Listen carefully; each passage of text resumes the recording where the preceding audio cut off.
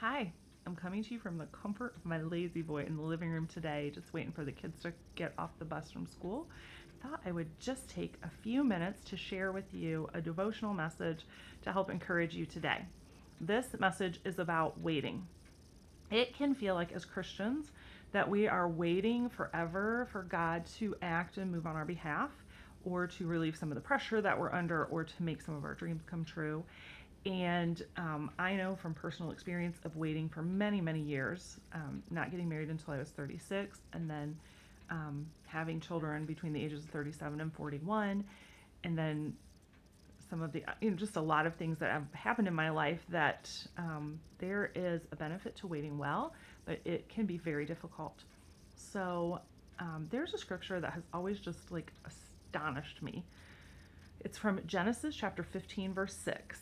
And it says, "And Abram believed the Lord, and the Lord counted him as righteous because of his faith."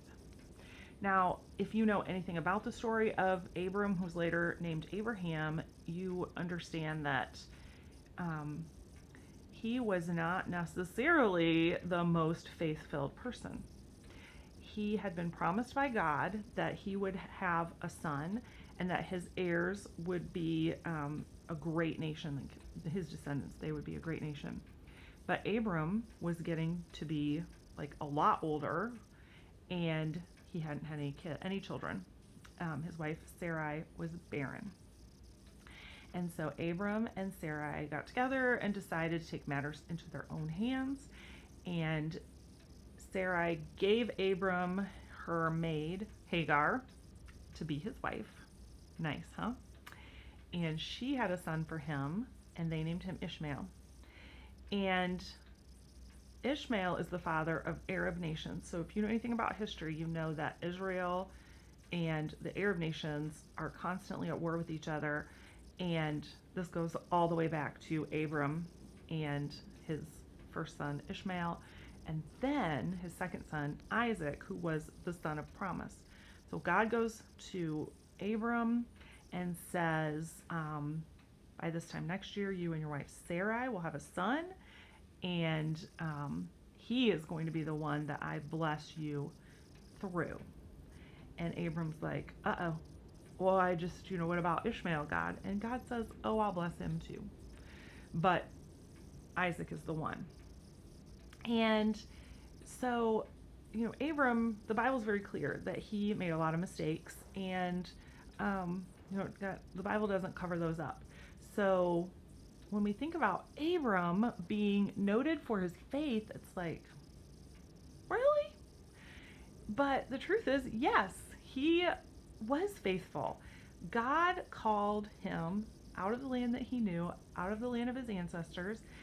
And I did the math the other day, and I'm pretty sure that Noah, who was like his great great great grandfather, was still alive at the time that he left the land of his ancestors. So he left, like he moved away from Noah and went to the land that God had called him to go to. And then after he got there and got settled in, then a huge famine came, and he and his family and everybody had to leave. They went down to Egypt, and that turned into a big fiasco. So they came back to the land of Canaan and got resettled. And this is where God came and spoke to him and said, I'm going to give you a son. So I think that when God says, Abram believed God, that God is looking at the entirety of who Abram was and all the decisions that he made. He wasn't looking at the mistakes that Abram made. He was looking at just the fact that he would leave everything, that he would be faithful to God for all these years. So I think sometimes as Christians, we get this thing in our heads that we have to do everything right. We have to make all the right decisions, that God is maybe a calling on our lives, but if we don't do things exactly the way that we're supposed to, that he's going to somehow not be able to take care of that. He's not going to be able to manage that, and we've ruined things. And I know that I've made some very bad decisions in my life during times of waiting and desperation and thinking that this is just never going to happen.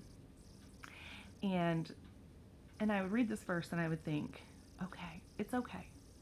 It's not ideal, but God is able to use any situation that we go through, and he's going to bring glory to his name through it.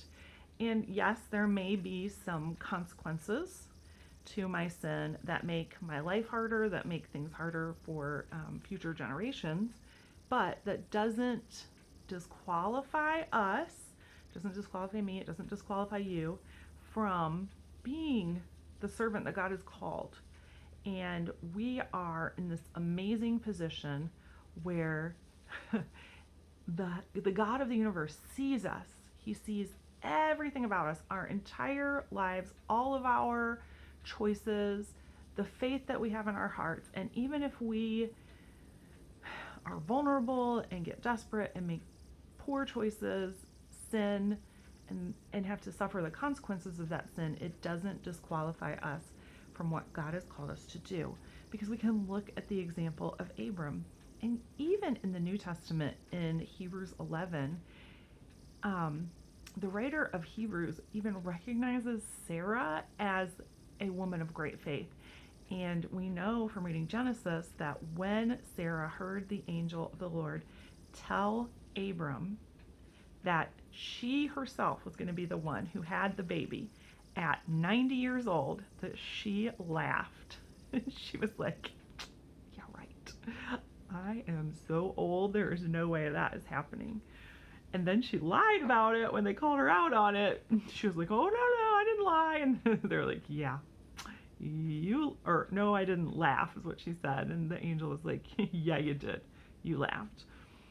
And, I have to think that maybe God had a good sense of humor about that, because he didn't punish them for that. He just, and he actually never punished them for Ishmael. He never chastised them. He never said, you should not have done that. And I think about even like culturally, what they did having Ishmael wasn't really out of the norm. It's what people tended to do.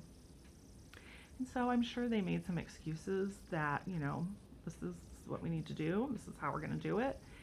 And, I think about the times that I've made excuses for my actions and known that that wasn't what God meant and what I should be doing, and how God, in his great mercy and compassion, has forgiven me and not held those things against me. So, how do you apply this to your life today?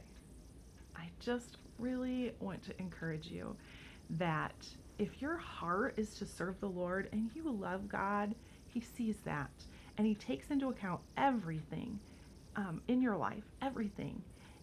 And our mistakes, they may feel like, we have messed stuff up so bad that God is never going to be able to use us. But if God has put a calling on our lives, which he has, every one of us have a calling on our lives, to bring glory to his name through the gifts and talents that he's given us.